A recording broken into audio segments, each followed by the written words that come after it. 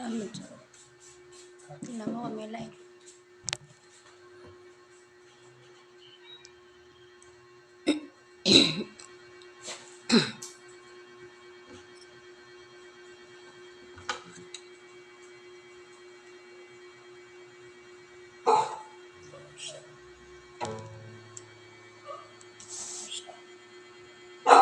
Oreo.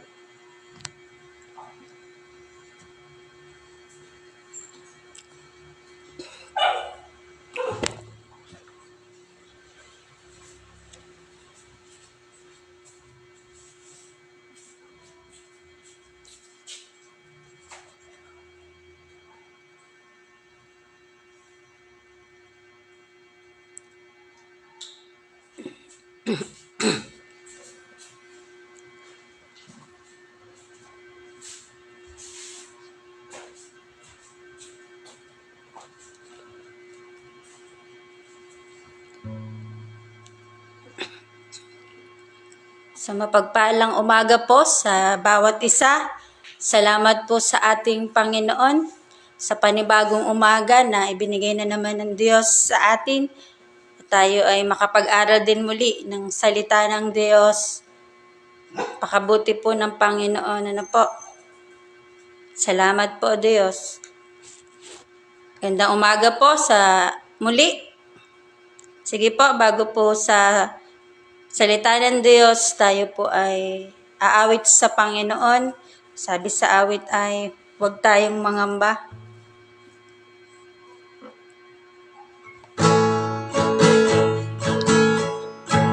Magtiwala sa Diyos ng buong puso,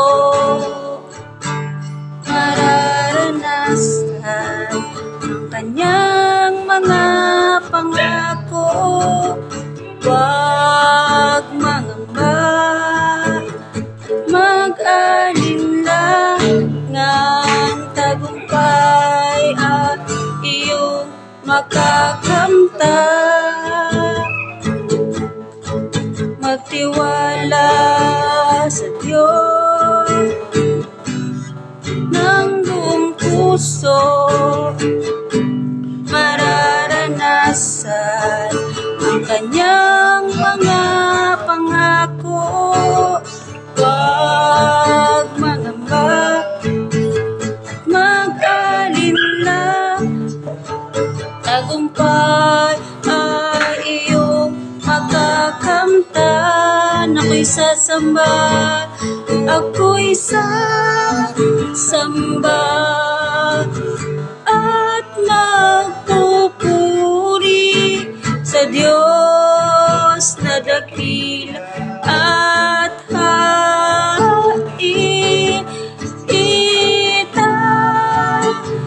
itaas ang pangalan niya, ang Diyos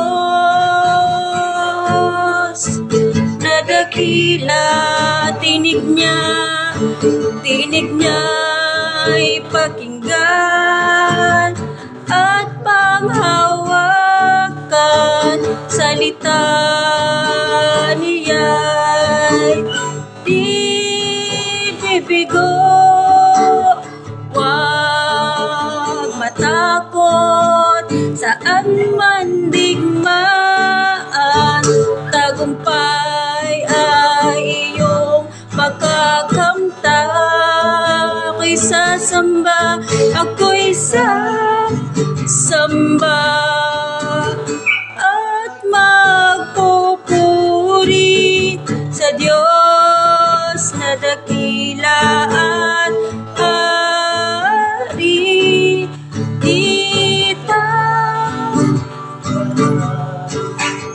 Ang pangalan niya, ang Diyos na dakila. Sa uling pagkakataon, ako'y sasamba at magpupuri sa Diyos na dakila at hari. Itaas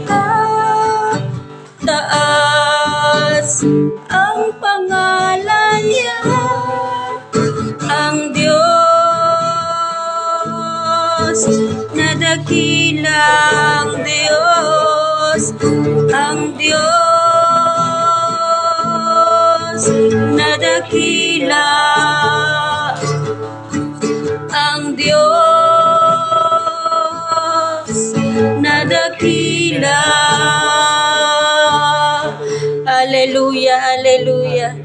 Hallelujah. Saan man dako, patuloy tayo magpuri sa ating Panginoon.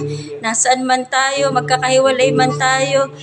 Hallelujah, hallelujah. Patuloy natin papurihan. Patuloy natin pasalamatan ang ating Diyos na buhay. Hallelujah, hallelujah. Salamat, salamat, salamat Panginoon. Napakabuti nyo. Wala kayong katulad, kayo nag-iisang Diyos, Hari ng mga hari, hallelujah. Karapat dapat kayo, Panginoon, sa lahat ng aming papuri at pagsamba, O Diyos. Hallelujah, hallelujah, hallelujah, hallelujah. Glory to you, Jesus.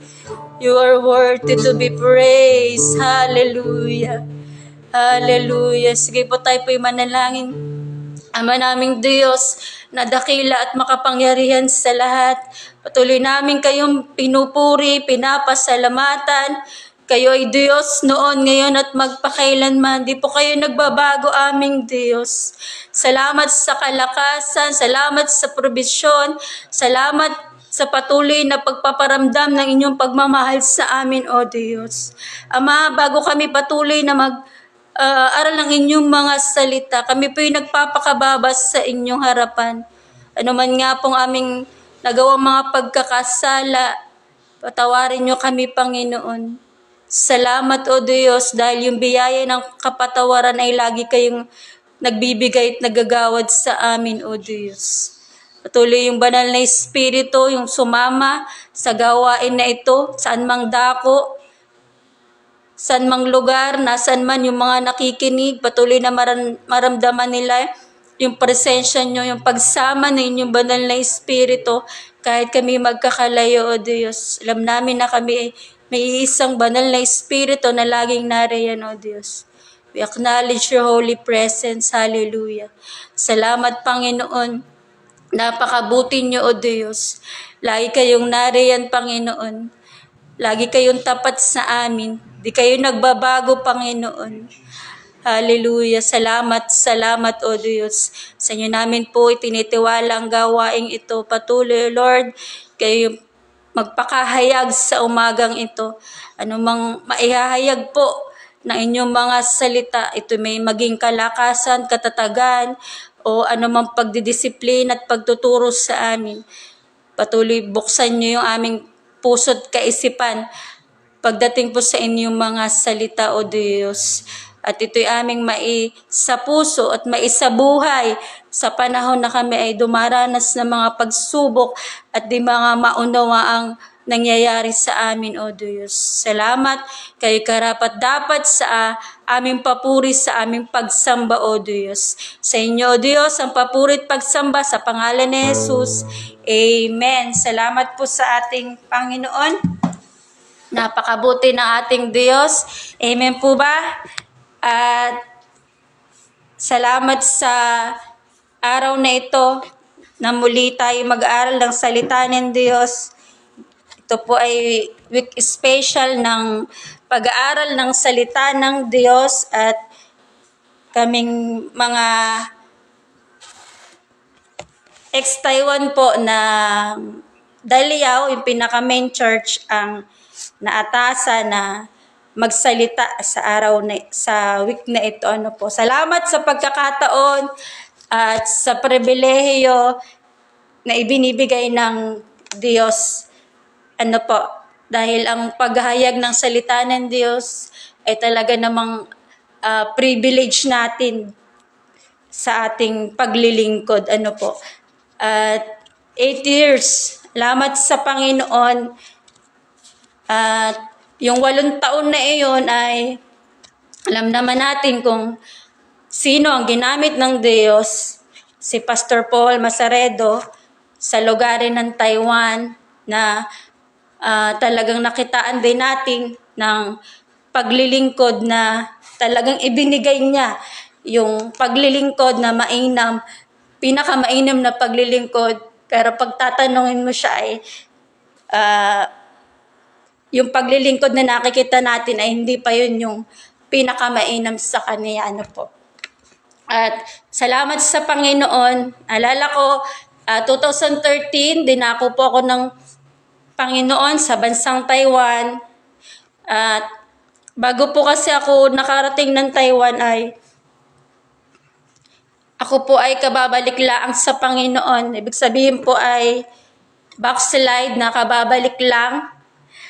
At pagdating ng Taiwan, nagnasa talaga ako na ayaw ko nang mahiwalay sa Panginoon at nagnasa ako na makadalo sa mga gawain hanggang sa ganun ang nangyari, nakapagpatuloy ako sa Panginoon at na iglesia doon na naka-1 taon din kami, ako na naka-attend. At year 2014, dumating ang Pastor Paul sa bansang Taiwan. Noong una ay nahihiya pa kami. Paglaon ay naramdaman namin sa kanya yung talagang pagiging tatay sa kanya, yung pagiging tatay niya sa amin. At yung mga imposibleng bagay, imposibleng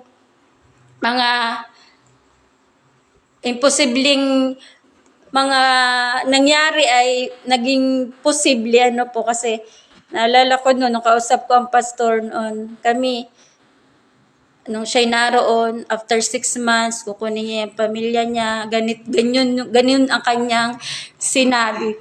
At after 6 months nga po ay nadala niya ang pamilyang Masaredo. At salamat sa pamilyang ito na ginamit sa bansang Taiwan.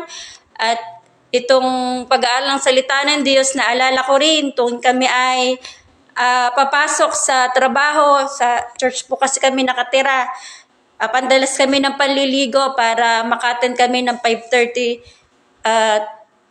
pag-aaral na salita ng Diyos na ito. At kami naroon lagi sa harapan ng pastor. Kung sinong mga morning shift ay naroon at nakikinig ng salitang ito. At kung talagang makikita natin yung kabutihan ng Diyos na ito ay nakarating sa 8 taon. Ano po, at salamat dahil may ginamit ang Diyos upang ang salita ng Diyos ay maihayag sa napakaraming tao.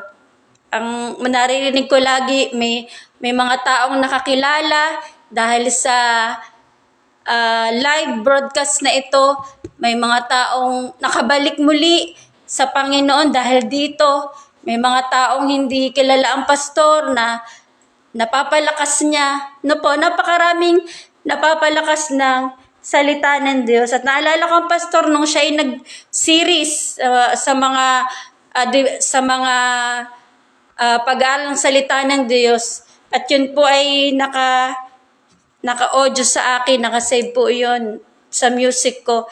Dinownload ko talaga. At hanggang ngayon ay nagpapalakas pa rin. Maging ngayon na marami nang ginagamit ang Diyos na makapag-share ng salita ng Diyos dito. Ano po. At salamat sa Panginoon dahil napakabuti niya. Ganun din personally sa buhay ko. Ano po, na talagang naranasan ko yung kabutihan ng Diyos. Ako po ay, yun nga po, dumating sa Taiwan ng naroon ang pananabik na talagang ayaw mahiwalay sa Panginoon. At nangyari po yun, ginamit ako ng Diyos sa bansang Taiwan. Maraming pagtuturo, maraming pagtutuwid ang ginawa ang Diyos sa akin. Pero nakikita ko pa rin noon, at kung maaalala ko lagi ang pagiging hindi ko masunurin sa ating pastor, ay talagang naroon yung dapat ay maging masunurin po tayo sa ating mga lingkod ng Diyos. Bagamat nagagamit tayo ng Panginoon, tulungan tayo ng Diyos na makasunod sa kanyang kalooban palagi. At year 2017 nga po ay inaasahan nag-lay off ang company, at Ako po ay nag-exit sa bansang Macau dahil naroon po ang aking asawa. Ang asawa ko po ay sa bansang Taiwan ko rin nakilala. Salamat sa ating Panginoon dahil si Pastor Paul po ang malaking bahagi sa aking love life. Siya ang ginamit ng Diyos sa aking pag-aasawa. At doon na nga po, nasa Macau ako nag-exit. After a month po, nag-message muli yung company ko at pinababalik ako sa bansang Taiwan. Nandun yung pag-iisip na gusto ko talagang bumalik. Kasi ang Taiwan ay naging comfort zone ko noong mga panahon na iyon po. Gustong gusto kong makabalik muli doon. At talagang maranasan muli talaga yung paglilingkod. Kasi medyo nanghina po ako nung nasa Macau. At nakapagpatuloy din naman po sa Panginoon kahit pagawang-gewang ng panahon na iyon. At nung panahon ng 2019, naka 1 year lang kami sa Macau, nakauwi po ako ng Pinas. At ako po ay napinding po ako ng stage 3 breast cancer po.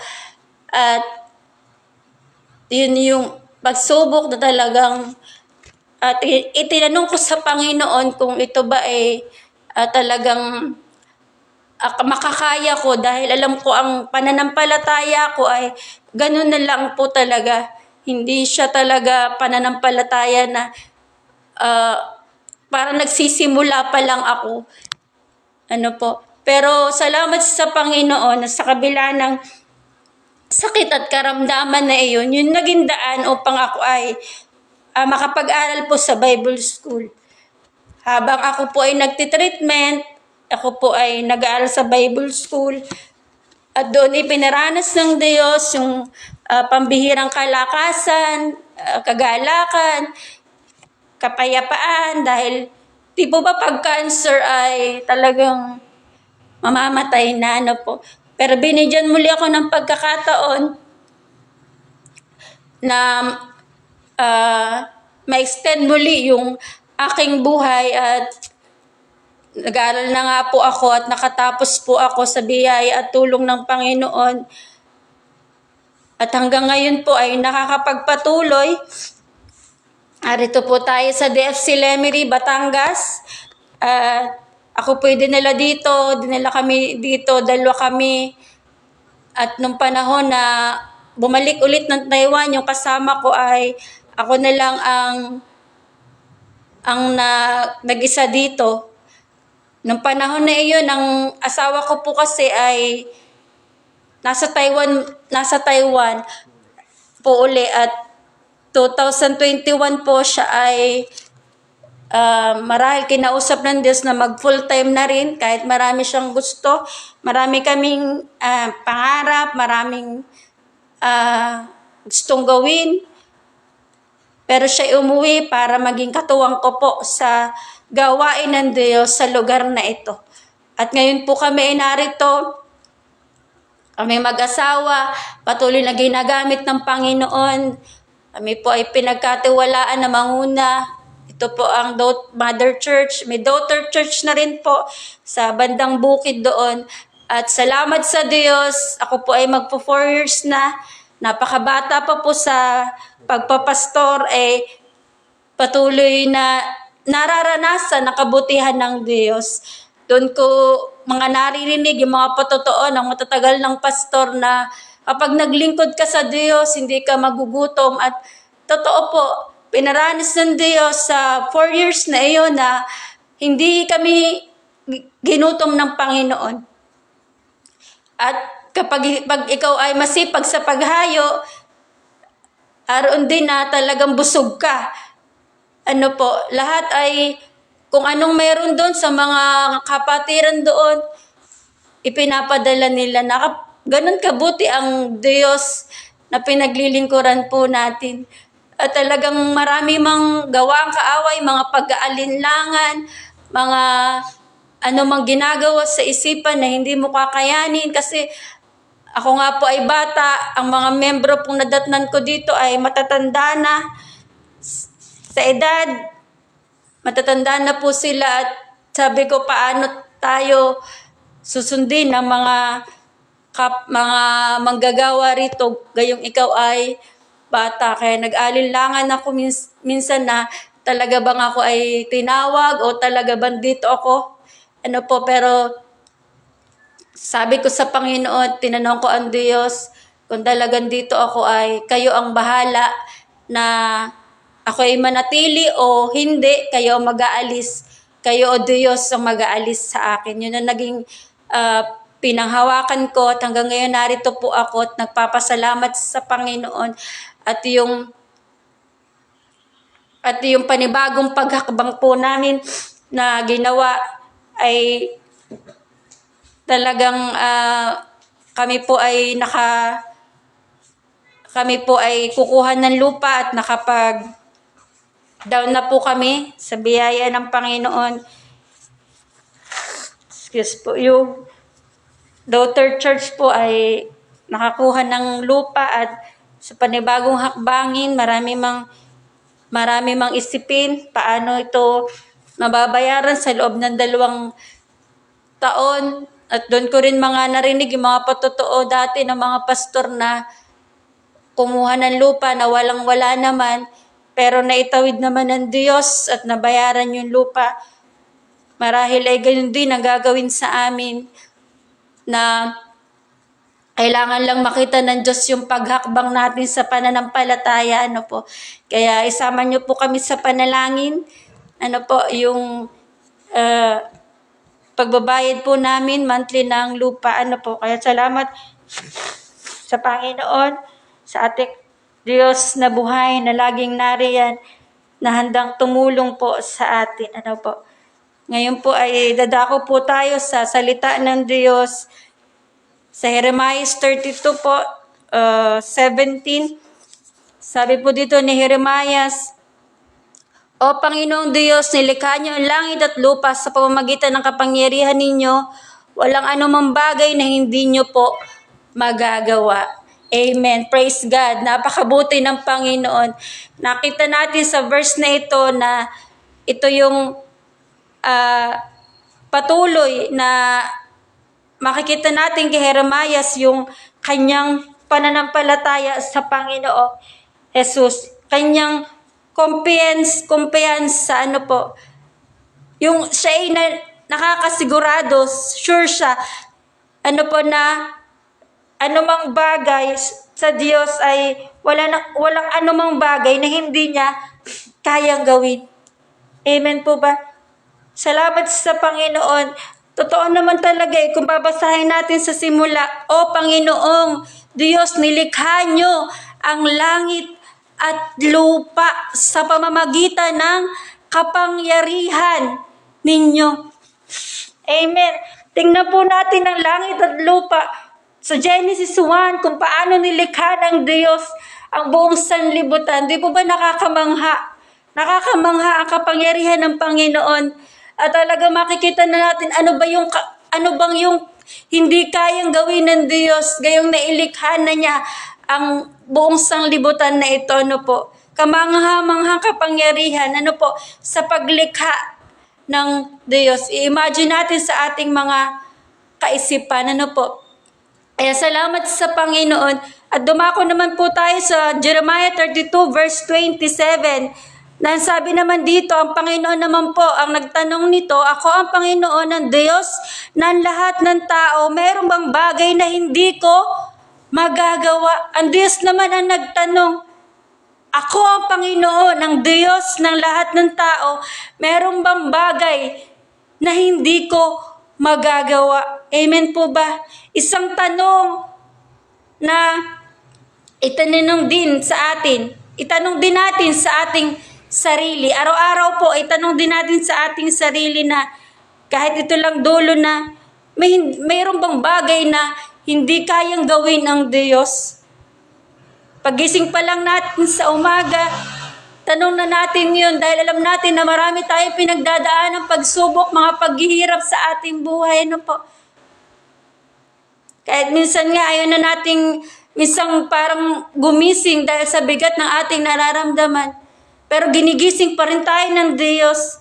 Tanong natin sa sarili natin na pag tayo yung mga sitwasyon na mahirap, Meron bang bagay na hindi ko magagawa? Gusto ng Diyos na malaman natin na hawak o kontrolado niya ang lahat. Na po God is in control. Kaya nga din nasabi doon sa Matthew 19:27, ang posible sa Diyos, ang imposible sa tao, ay posible sa Diyos. Amen po ba? Imposible na sa lahat. Wala na. Imposible nang mangyari. Imposible nang makaalis ako sa problema. Imposible na gumaling ako sa sakit. Pero sabi ng Panginoon, posible. Lahat sa akin ay posible. May mga sitwasyon na parang iniisip natin na imposibleng masolusyonan. Pero tandaan natin, sinabi ng Diyos na sa Kanya ay walang imposible. Ano po, kahit nga po yung mga masasamang tao, imposible na sila ay mabago. At ang tawag minsan sa kanila ay salot ng lipunan o halangang mga kaluluwa. Di po ba imposible na? Pero marami tayong kilala na lumapit sa Diyos, nagsuko ng buhay, at totoong naglingkod sa Panginoon na nagamit ang buhay nila. Di po ba? Makikita natin doon na walang imposible sa Panginoon. Kung tayo lalapit sa Kanya, siya mismo ang magbabago sa atin. Minsan kasi tayong tao, mahilig tayong tumuldok. Diyan na lang yan, hanggang dyan na lang ito, hanggang dyan na lang yan, wala na. Teka nga, alalahanin natin na may Diyos tayong buhay na laging nariyan. Nasabi ko nga kanina, araw-araw nating itanong sa ating sarili na mayroon ba siyang hindi kayang gawin? Opo. Minsan nakakalimutan kasi po natin yun. Sa sobrang hirap ng sitwasyon, pinagdadaanan natin na nasasabihin pa natin na hindi nyo kasi alam ang pinagdadaanan ko. Totoo naman yun. Pero ang Diyos, alam niya ang pinagdadaanan ng bawat isa. Ano po? Kaya huwag tayong mag-alilangan sa magagawa palagi ng Panginoon, sa Kanyang mga pangako. Patuloy nating ibigay sa ating Diyos ang ating mga pasanin, mga paghihirap na ating nararanasan. Ngayon, alam ko na may mga inaalala tayo minsan na iniisip natin na hindi kayang gawin ng Diyos. At yun yung dumarating tayo na yun yung kakulangan natin, yung pananampalataya. Nagkukulang tayo sa parang ang pananampalataya natin ay nawawala. At doon minsan nananakaw ng kaaway ang kapayapaan ng ating isipan. Kaya minsan maiisip natin na walang magagawa ang Diyos. Wala siyang, hindi niya parang iisip natin hindi niya kaya. Aminin man natin o hindi, pumapasok sa ating isip kapag sobrang hirap na ang sitwasyon, wala nang magagawa ang Diyos.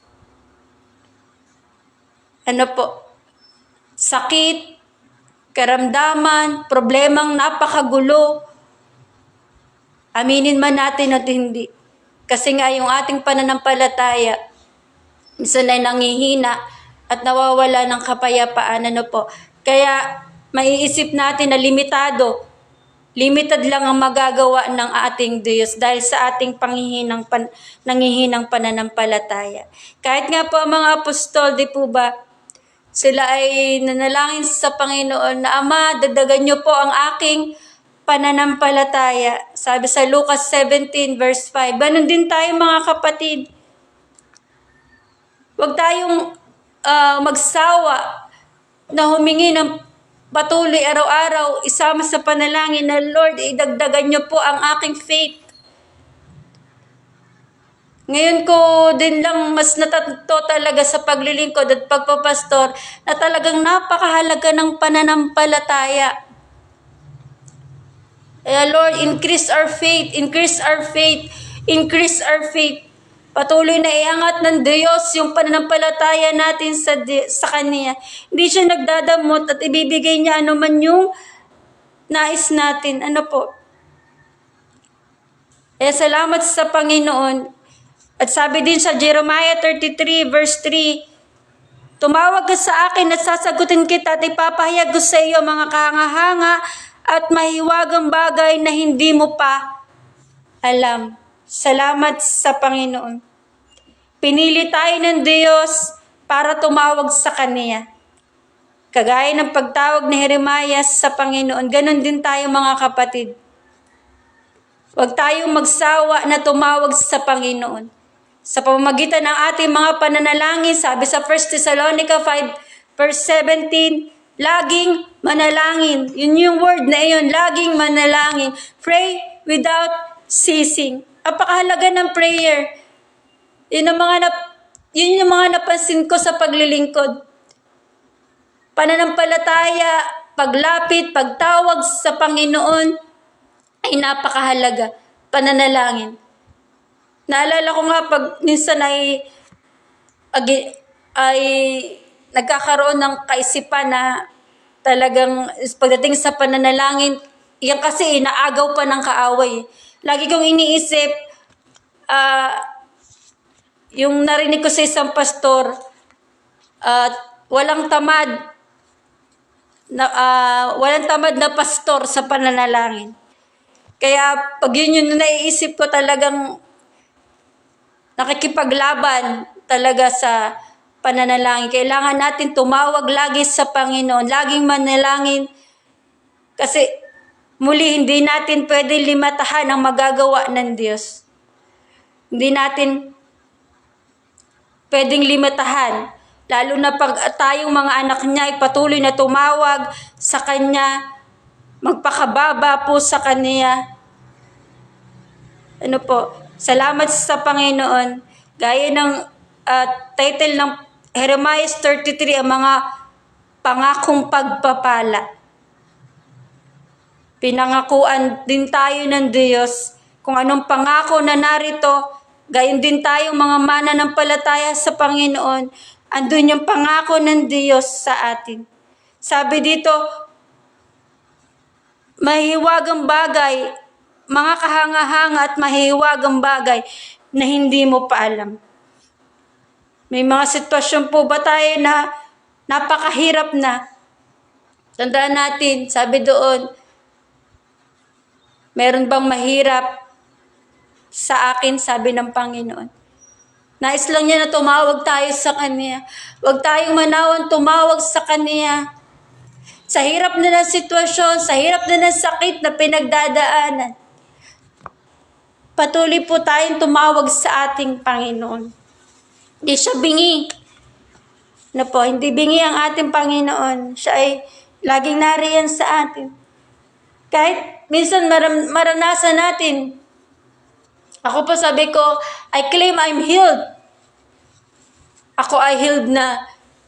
Pero ang totoo po, physically, may mga pagsubok ako ngayon sa aking buhay at minsan nananampalataya tayo, pero nararanasan natin ay parang worse pa rin yung pakiramdam natin physically. Na parang walang nangyayari, hindi tinutugon ng Diyos yung panalangin. Naalala ko yung sinabi ni Pablo, 3 beses niyang pinanalangin na alisin yung kanyang nararanasan sakit. Pero sabi ng Diyos, sapat ang biyaya ko sa iyo. Sapat ang biyaya ko sa iyo. Nandun yung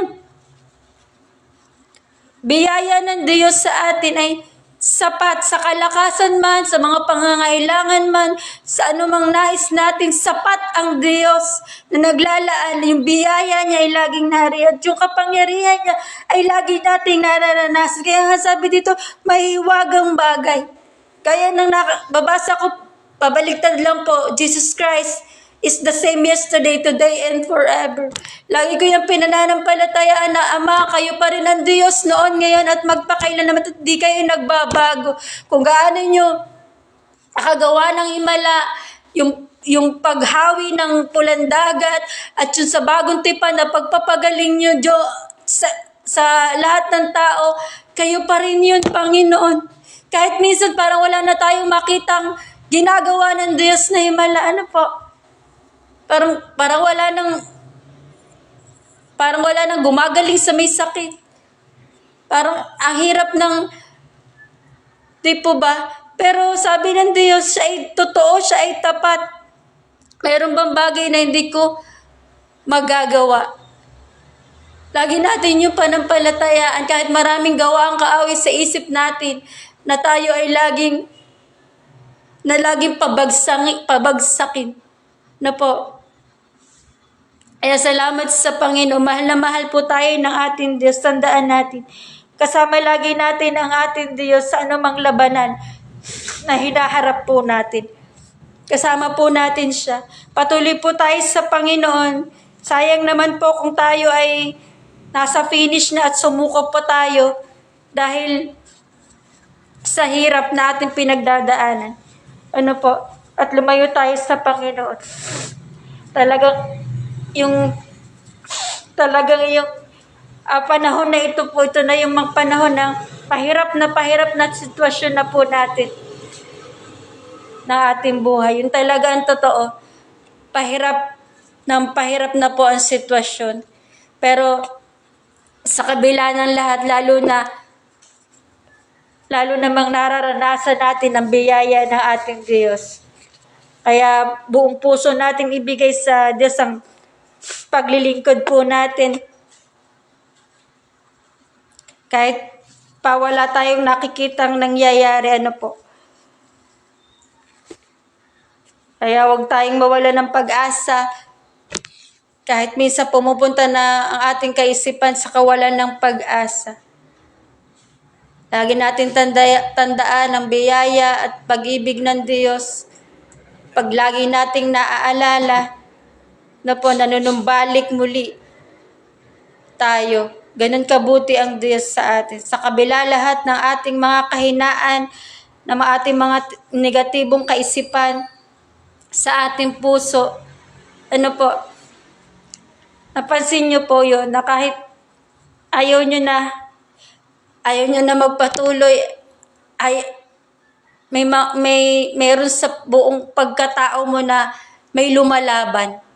Di na tayo po yun eh. Yun yung banal na espiritu na ibinigay sa atin eh. Ano po, hindi na tayo yun na talagang, kasi kung sa sarili natin, ayaw na nating lumaban.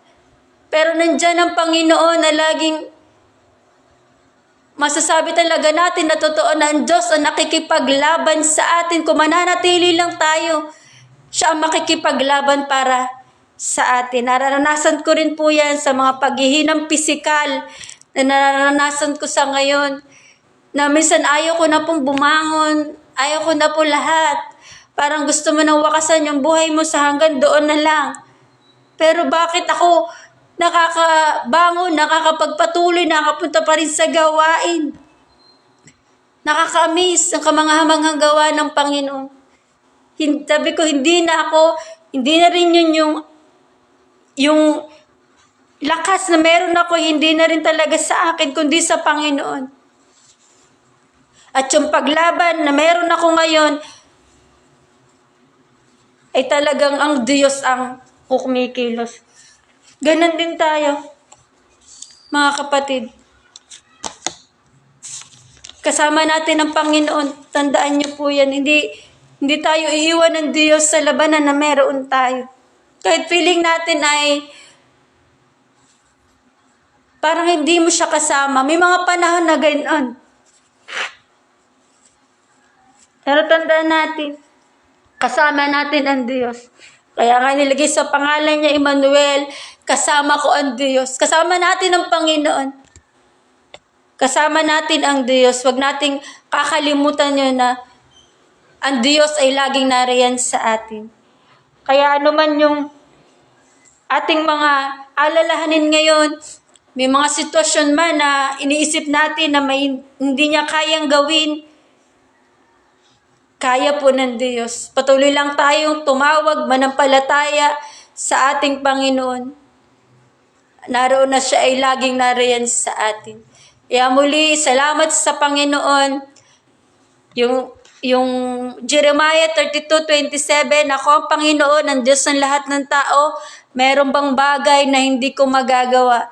Everyday po, pagising pa lang natin sa pakikibaka ng ating buhay, itanong na natin to gaya ng pagtanong ng Panginoon sa atin. Meron bang bagay o Diyos na hindi kaya kayong gawin?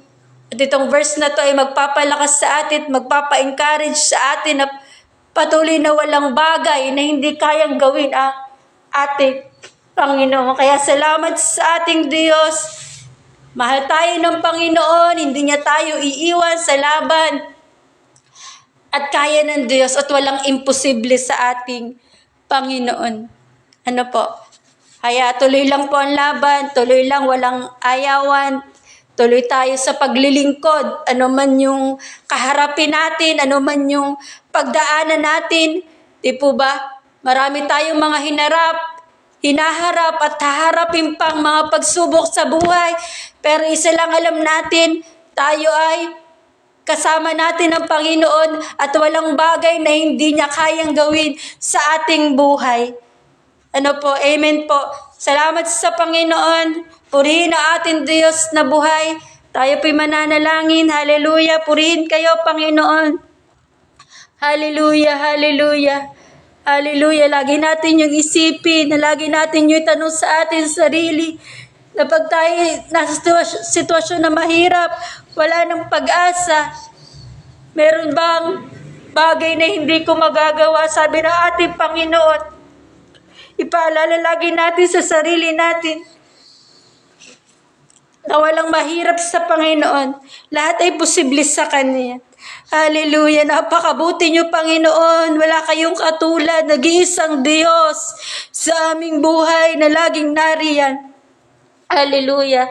At manaming Diyos na dakila at makapangyarihan. Salamat. Salamat sa oras na ito na muli niyo kaming pinalakas. Hallelujah. Hallelujah. Napakabuti niyo. Kaya Diyos na lagi nagpapaalala sa amin.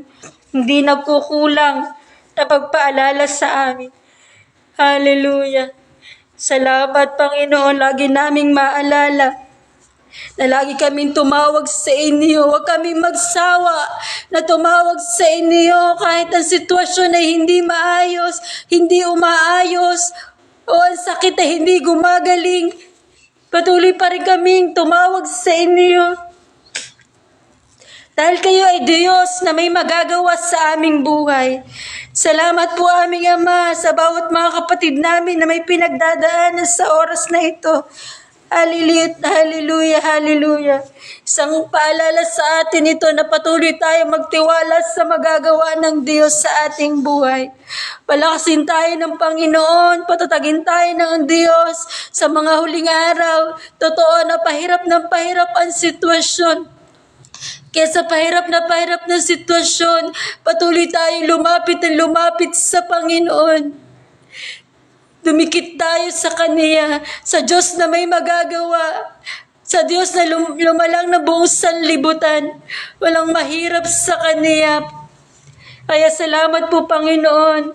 Patuloy yung mga nakinig, patuloy pagpalain niyo po.